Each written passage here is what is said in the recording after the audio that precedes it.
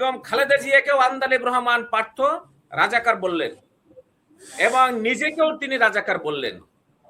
এটা আমরা চতুর্থ পর্যায়ে দেখলাম। এই প্রথম ব্যাটসম্যান এই তার বক্তব্যগুলো দিলেন, অথচ এই দুটো কথা, এই কথাটার এই যে সুরে ফেলে দেওয়ার সংবিধানকে কথা এই আন্দালিব রহমান পার্থ নিজেই এক সময় বলেছিলেন। সেটা ভিডিও এখন সোশ্যাল মিডিয়ায় ঘুরে বেড়াচ্ছে। উনি, আমি একটু পিছন থেকে একটু হালকা একটু মানে শানে নজরুল বলি, আমি মূল কথায় যাব।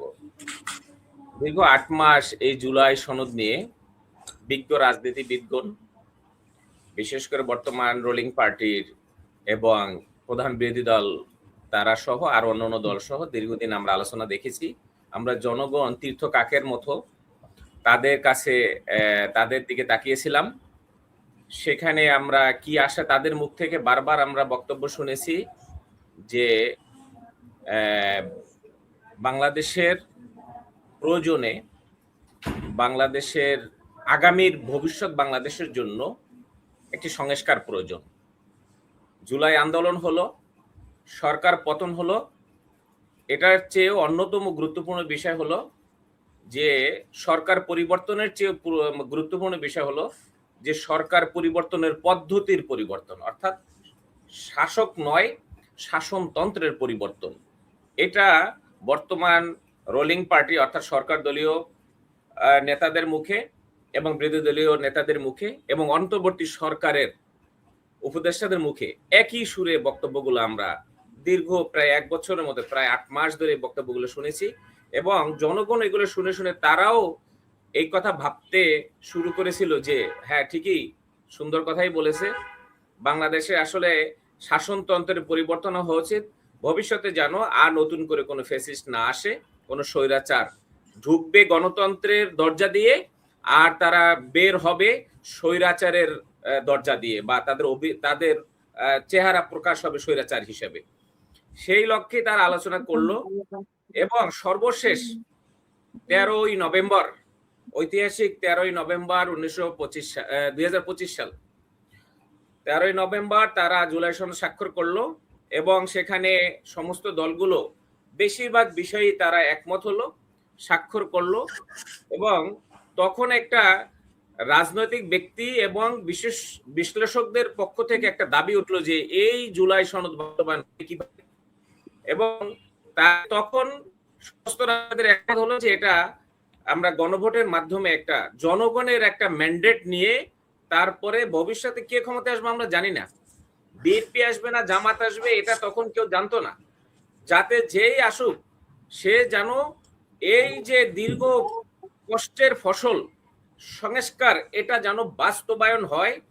এবং সেইটা বাস্তবায়ন করতে গিয়ে কিছু কিছু হলো অধ্যাদেশ, কিছু আদেশ, সেগুলোকে বাস্তবায়ন করতে গিয়ে নতুন সরকার এসে কিছু আইন করবে এবং প্রয়োজনে সংবিধান সংস্কার করে সে সংবিধান পরিবর্তন করে তারপরে আইনগুলো বাস্তবায়ন করতে বাধ্য যেন হয়, সেই আলোকেই তারা জনগণের দ্বারস্থ হলেন। এবং তখন এই বর্তমান যারা বিরোধী জোটে যে রাজনৈতিক দলগুলো আছে তারা তখন দাবি করলেন যে না, এই গণভোটটা তাহলে আগে হইতে হবে, কারণ নতুন সরকার এসে যদি আবার সেটা না করেন আগে হইতে হবে। তখন বর্তমান সরকারি দল থেকে দাবি জানানো হলো যে না, আগে গণভোট হলে সময় নষ্ট হবে, জাতীয় নির্বাচন পিছিয়ে যাবে এবং খরচ বললেন যে 3000 কোটি টাকা মতো নির্বাচন কমিশনের একটা ভোট আয়োজনের খরচ হবে। এইটা গচ্চা দেওয়ার কোনো মানে নাই। তাহলে কি হবে? উত্তম প্রস্তাব হলো বিএনপির পক্ষ থেকে করা হলো যে একই দিনে গণভোট হোক এবং একই দিনে জাতীয় নির্বাচন হোক। সেটা বিরোধী জোট না, বর্তমান বিরোধী পক্ষ না মানলেও এক পর্যায়ে তারা মেনে নেয় যে ঠিক আছে তাই হোক, এবং অন্তর্বর্তী সরকারও সিদ্ধান্ত নেয়, মেনে নেয় কেন, অন্তর্বর্তী সরকারও সিদ্ধান্ত দিয়ে দেয় যে হ্যাঁ ঠিক আছে একই দিনে হবে। এই সিদ্ধান্ত নেওয়ার পরে এই বর্তমান সরকার দলীয় যে বিএনপির মহাসচিব মির্জা ফখরুল সাহেব এবং একই সাথে সালাউদ্দিন আহমেদের, ওনাদের বক্তব্য আপনি নেটে খুঁজলে পাবেন। তখন ওনারা সরকারকে ধন্যবাদ জানিয়েছিলেন যে একই দিনে দুটো ভোট, গণভোট এবং জাতীয় নির্বাচন বাস্তবায়ন করার সিদ্ধান্ত নেওয়ার জন্য সরকারকে তারা ধন্যবাদ জ্ঞাপন করেছিলেন। যাই হোক, সেই নির্বাচন হলো, গণভোট হলো। এখন যেদিন ভোট হলো তারপরেই যখন পার্লামেন্টের শপথ নিয়ে সরকার গঠন হবে, নির্বাচন কমিশন থেকে চিঠি দেওয়া হলো সংসদ সদস্যদের 298 জন সংসদ সদস্যকে চিঠি দেওয়া হলো আপনারা শপথ নিতে আসেন পার্লামেন্ট ভবনে এবং সেই দুটো শপথ নেবেন এবং প্রধান নির্বাচন কমিশনার তিনি শপথ পড়াবেন। কিন্তু আমরা সেদিন গোটা জাতি মানে হতবাক চিত্তে দেখলাম, প্রথম দিনই যে জুলাই সনদ নিয়ে এত কথা বলছে যে জুলাই সনদ অক্ষরে অক্ষরে বাস্তবায়ন হবে, কালকেও পার্লামেন্টে তারা বলেছে, কিন্তু দেখলাম যে প্রথম দিনই প্রথম অক্ষর তারা না মেনে, অর্থাৎ সংস্কার পরিষদের শপথ পড়তে তার দলের এমপিদেরকে না নেওয়ার জন্য নির্দেশনা দেওয়া হলো দলের পক্ষ থেকে। বর্তমান স্বরাষ্ট্রমন্ত্রী জনাব সালাউদ্দিন আহমেদ উনি দিলেন এবং আমরা সেটা লাইভ দেখেছি টিভিতে। হলো না, সেই প্রথম দিনই কমিটমেন্ট তারা রক্ষা করলো না এবং তারা শপথ না নিয়ে জাতির সাথে প্রতারণা করলো কিনা সেটা জবাব দিবে। এরপরে আসেন ভালো কথা, দ্বিতীয় নাম্বার যে কাজটা করলো, রাষ্ট্রপতির কোনো আদেশ কিংবা অধ্যাদেশ বাস্তবায়নের জন্য, বিশেষ করে আদেশ, 30 দিনের একটা বাধ্যবাধকতা ছিল। পার্লামেন্ট অধিবেশনটা শুরুই হলো ঠিক সেই মেয়াদটা পার করে গেল। এটা 2 নাম্বারে। 3 নাম্বারে যখন আরো কিছুদিন গেল তখন আমরা দেখতে পেলাম যে হাইকোর্টে একটা রিট হলো এই গণভোটের এগেনস্টে, এটা বাতিল চেয়ে, এটা অবৈধ চেয়ে গেল। এটা 3 নাম্বার। 4 নাম্বারে যেটা আসলো, সংসদ অধিবেশন যখন শুরু হলো তখন সেখানে এই বিষয়ে আলোচনা হলো, বিশেষ করে গতকালকে মুলতবি আলোচনা হলো। সেখানে আলোচনা দেখলাম দুই পক্ষে, অর্থাৎ বিরোধী পক্ষ থেকেই যেহেতু নোটিশটা করা হয়েছে, প্রস্তাব করা হয়েছে, তারা আগে বক্তব্য রাখলো, তারপর সরকার দলের থেকেও ডিফেন্সিভ খেললো। প্রথমেই সেই ব্যাটিং এর জন্য পাঠানো হলো সরকারের বর্তমান সরকার দলের সমর্থক এমপি ব্যারিস্টার আন্দালিব রহমান পার্থ, তাকে সেখানে ব্যাটিং এ নামাই দেওয়া হলো এবং সে রীতিমতো সেখানে নেমে ফায়ার করা শুরু করলো এবং সেখানে ফায়ার করতে গিয়ে উনি এক পর্যায়ে বললেন, যারা আজকে এই সংবিধান অর্থাৎ 72-এর সংবিধান, এই সংবিধানকে যারা ছুঁড়ে ফেলে দিতে চায় কথায় কথায়, তারা হলো এদেশের স্বাধীনতা বিরোধী অর্থাৎ রাজাকার বলে আখ্যায়িত করলেন। আল্লাহর কি হুকুম! দেখেন, বাংলাদেশে এই মিডিয়া, মেইন স্ট্রিম মিডিয়ার বাইরেও একটা মিডিয়া সৃষ্টি হয়েছে, অর্থাৎ সোশ্যাল মিডিয়া, যেটা আমরা এটা জাতি অনেক কিছু জানো না। আমরা দেখলাম সে আন্দালিব রহমানের ফায়ার গুলোর ভিতরে দুটোই এক বড় ধরনের, এবং সেখানে ওনার এই ব্যাটিং এর যখন ছক্কা মারতেছিলেন তখন সরকারের দলীয় এবং সংসদ নেতাও টেবিল চাপড়িয়ে তাকে ধন্যবাদ জানাচ্ছিলেন। তার মধ্যে দুটো বিষয় ছিল, যখনই বললেন যে যারা এই সংবিধানের ছুঁড়ে ফেলতে চায় 72-এর সংবিধান, তারা হলো এদেশের রাজাকার বা স্বাধীনতা বিরোধীরা। অথচ এই দুটো কথা, এই কথাটার, এই যে ছুঁড়ে ফেলে দেওয়ার সংবিধানকে কথা, এই আন্দালিব রহমান পার্থ নিজেই এক সময় বলেছিলেন, সেটা ভিডিও এখন সোশ্যাল মিডিয়ায় ঘুরে বেড়াচ্ছে।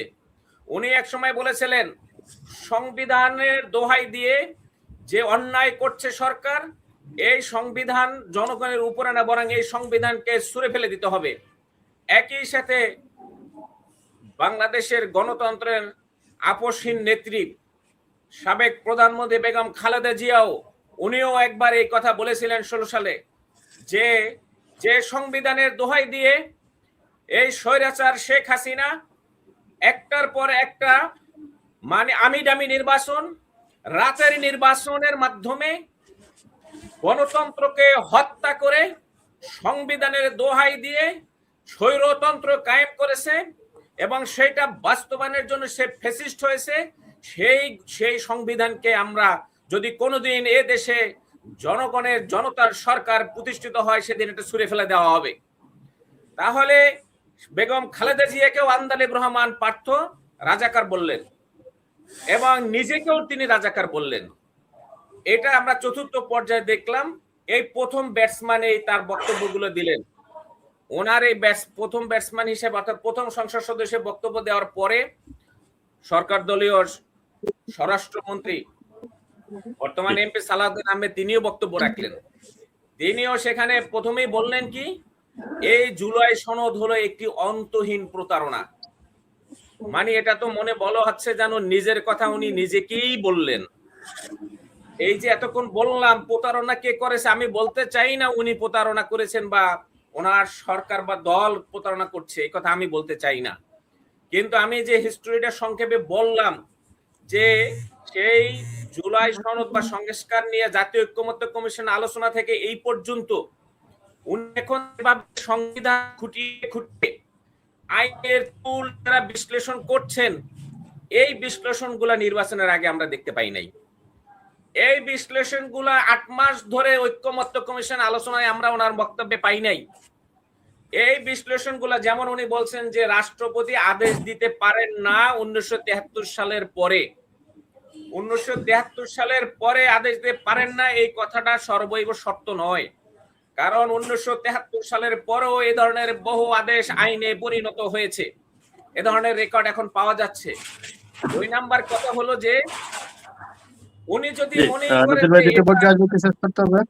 এটা রাষ্ট্রপতিকে জোর করে করানো হয়েছে, রাজহাঁসকে দিয়ে স্বর্ণের ডিম জোর করে বানানো হয়েছে, এই ধরনের এত সুন্দর সুন্দর নাদুস নুদুস কথাবার্তা গুলো ওনার, উনি এই যে 13ই নভেম্বর থেকে 12ই ফেব্রুয়ারির ভিতরে কেন বললেন না? এটা কি জাতির সাথে প্রতারণা নয়? এটা উনি কাকে প্রতারক বলছেন?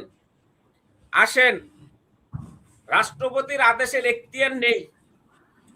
এখন ভালো কথা, রাষ্ট্রপতির আদেশের অধিকার নেই বা এখতিয়ার নেই, তো সেটা কি আজকে জানতে পারলেন উনি? যদি তাই হয় তাহলে উনি জাতির কাছে সরি বলুক যে না, আমরা আগে বুঝতে পারি নাই, আগে আমি আইনের এই ধারাগুলো পড়ি নাই, এখন নতুন করে পড়ালেখা করতেছি। না হলে উনি এই যে সময় পেলেন নির্বাচনের আগে, গণভোটের আগে, তখন এই প্রশ্ন উনি তুলেন নাই। আসেন, আইনমন্ত্রীর কথাও একলেন না বললে হয় না, যে উনি বললেন যে এইটা, এই যে জুলাই সনদকে বললেন এটা অসাংবিধানিক। মানে হাউ ফানি! উনি এতদিন চুপচাপ ছিলেন, ভালো, কালকে দেখলাম পার্লামেন্টে ভালোই বক্তব্য দিলেন, মানে দলের মানে স্বরাষ্ট্রমন্ত্রীর সাথে গলা মিলিয়ে।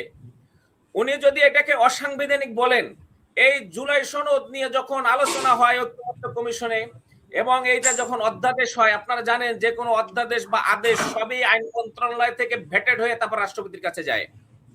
এবং তখন বাংলাদেশের সর্বোচ্চ আইন কর্মকর্তা হিসেবে আইন মন্ত্রণালয়ের পদাধিকার বলে অ্যাটর্নি জেনারেলের কি ভূমিকা ছিল সেটা জাতি ওনার কাছে জানতে চায়। উনি তো এখন আইনমন্ত্রী, তখন উনি ছিলেন অ্যাটর্নি জেনারেল, ওনার কি আইনি মতামত নাই? উনি কি তখন আইনি মতামত দেন নাই? আইন মন্ত্রণালয়কে ওনার কাছ থেকে তখন আইন উপদেষ্টা ছিলেন ডক্টর আসিফ নজরুল। আসিফ নজরুল সাহেব এখন মুখ খোলেন, উনি এখন বক্তব্য দেওয়া দেখ, আমরা আমি আমি আমি ব্যক্তিগতভাবে ওনাকে আহ্বান জানাই যে আপনার তখন রাষ্ট্রের সর্বোচ্চ আইন কর্মকর্তা অ্যাটর্নি জেনারেল এর কাছ থেকে কি আপনি আইনি মতামত নিয়েছিলেন কিনা বলেন, তাহলে উনি তখন মানুষ জানতে পারবে যে কারা প্রতারণা করেছে। আমি আর কথা বাড়াবো না, যেহেতু সময় কম। নিশ্চয়ই আরো এখানে ডক্টর এ কে মতিনুর রহমান ভাই আছেন, উনি আরো কথা বলবেন। এই জাতি এখন ইতিমধ্যেই বিএনপি দলের অনেক বর্তমান এবং প্রাক্তন নেতৃবৃন্দ তারা এই জুলাই সনদের ব্যাপারে তাদের স্পষ্ট ব্যাখ্যা দিয়েছেন যে এই জুলাই সনদ বাস্তবায়ন করেন, না হলে এর